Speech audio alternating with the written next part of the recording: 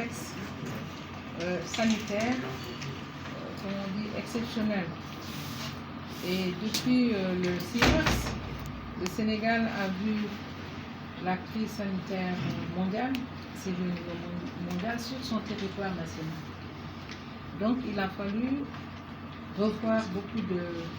D'abord même au niveau central, au niveau le plus élevé de l'État, vous avez vu, le pape II a fait l'objet d'une réactualisation, a été revisité sous ce contexte.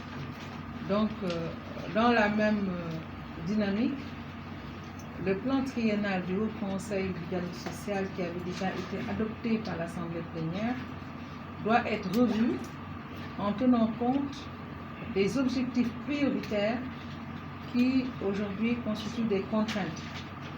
Des contraintes pour l'institution, si nous voulons un dialogue social de crise qui puisse être performant, qui puisse prévenir et régler justement les crises qui peuvent survenir au sein des entreprises, entre les employeurs et les travailleurs. C'est pour ça que nous avons revu donc le plan triennal. Nous allons l'adopter en plénière et aussitôt dérouler.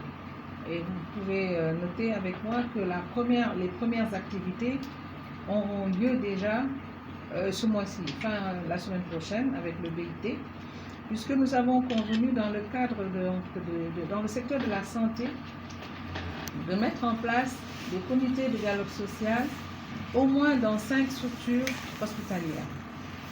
Et cela, vous le mettez en lien avec toutes les revendications qui sont nées dans les structures de santé au moment de la gestion de cette crise. Vous avez eu le SAMES, le syndicat des médecins, vous avez les chirurgiens aujourd'hui actuels dans les CTE, les centres de traitement également. Donc tout cela nécessite qu'on prenne une autre posture, et déjà dans le secteur de la santé.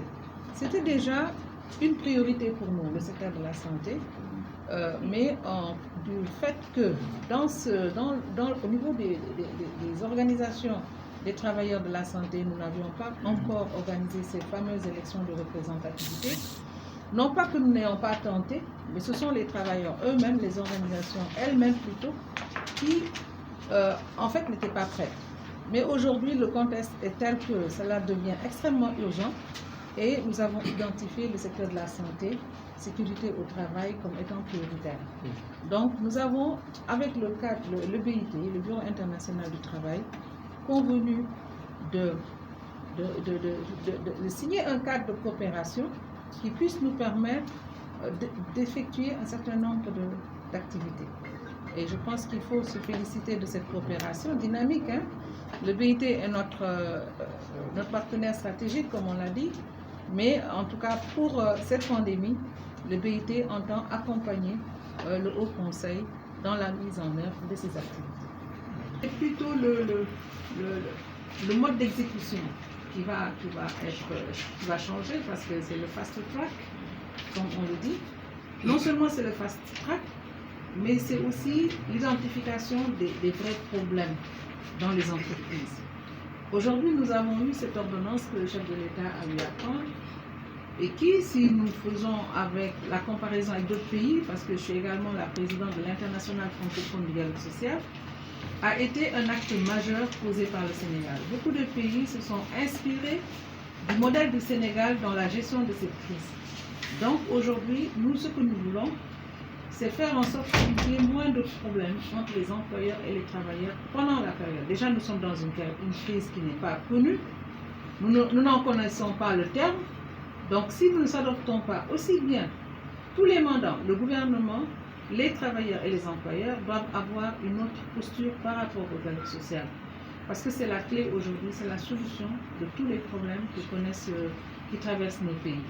Donc, il faut absolument que les mandats tripartites soient mis à niveau par rapport aux nouveaux défis et que nous puissions développer. Parce que vous avez certainement suivi le ministre Mamadou Talla, qui a loué le patriotisme des syndicats d'enseignants. En tout cas, les syndicats les plus représentatifs, parce que c'est eux qui sont à la table de négociation. Ils ont, après bien sûr les premiers soubresauts liés, si vous voulez, à la reprise, à la mobilisation des enseignants, aujourd'hui, ensemble, le ministre est en train de développer une communication avec les enseignants qu'il faut saluer. Parce que tout est dans la communication en fait, dans la concertation et dans les discussions. Donc nous avons convenu avec le ministre Mamadou Talla, nous avons tenu hier une réunion avec ses services compétents. Nous allons tenir une session qui sera uniquement dédiée à la préparation de la rentrée. Et pour rappel, nous en organisions deux. Une au niveau du ministère de l'Éducation par le ministre de l'Éducation et la pré-rentrée par le Haut Conseil. Nous avons convenu justement en raison de cette crise sanitaire et même à la demande des partenaires sociaux d'organiser une seule rencontre qui va prendre en charge les questions pédagogiques par le ministère et les questions de dialogue social par le Haut Conseil du dialogue social, avec un aspect renforcement de capacité de tous les acteurs de l'éducation. Et je pense que cela peut augurer de lendemains meilleurs dans le secteur de l'éducation.